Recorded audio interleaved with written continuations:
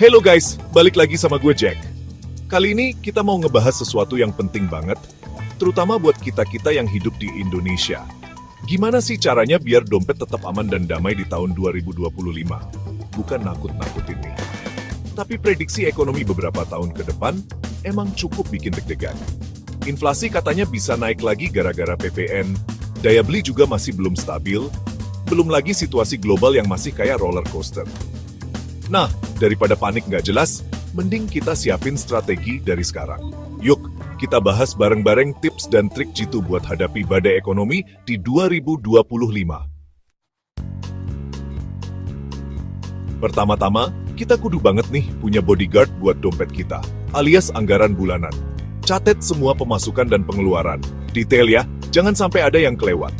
Kebutuhan pokok kayak makan, tempat tinggal, sama transport jadi prioritas utama. Nah, yang namanya jajan-jajan cantik atau langganan aplikasi yang jarang kepake, bolehlah dikurangin dikit. Selain itu, sisihkan juga dana darurat buat jaga-jaga kalau ada kejadian tak terduga. Minimal 3-6 bulan kebutuhan. Simpen di tempat yang gampang diakses, tapi tetap aman, kayak tabungan terpisah gitu. Jadi kalau ada apa-apa, kita nggak langsung panik dan galau tingkat nasional. Di era digital kayak sekarang, banyak banget peluang buat nambah pundi-pundi rupiah. Manfaatin waktu luang buat cari kerjaan sampingan, kayak jualan online, freelance, atau jasa sesuai keahlian kamu. Apalagi, ekonomi digital Indonesia diprediksi bakal meledak di 2025. Jadi, platform digital bisa jadi tambang emas baru, guys. UMKM yang go digital aja bisa naikin omsetnya secara signifikan loh, asalkan internetnya ngebut. Suku bunga yang naik turun kayak ombak sama nilai tukar rupiah yang kadang bikin gregetan, ngingetin kita buat nggak naruh semua telur dalam satu keranjang. Artinya, kita perlu diversifikasi investasi.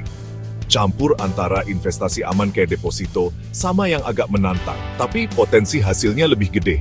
Misalnya, reksadana pasar uang atau saham di sektor yang tahan banting, kayak consumer goods atau energi terbarukan. Ingat, mulai dari nominal kecil dulu, dan pastiin kamu paham betul risikonya sebelum terjun langsung. Guys, hidup itu kayak plot twist di film. Kadang suka ada kejutan yang nggak disangka-sangka.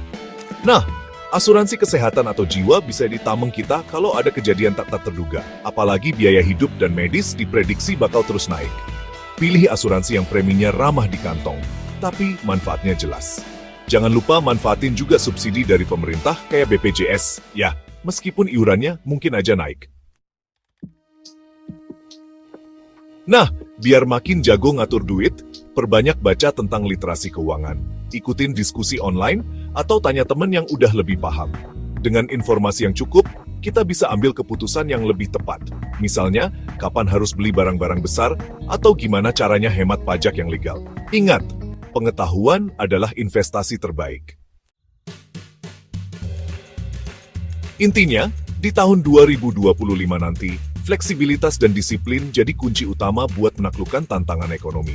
Rencanakan keuangan dari sekarang, sesuaikan sama kondisi dan kebutuhan pribadi, dan jangan panik ngadepin ketidakpastian. Ingat, masih banyak peluang buat bertahan dan bahkan berkembang kalau kita punya strategi yang tepat. Semoga tips dari gua tadi bermanfaat, ya.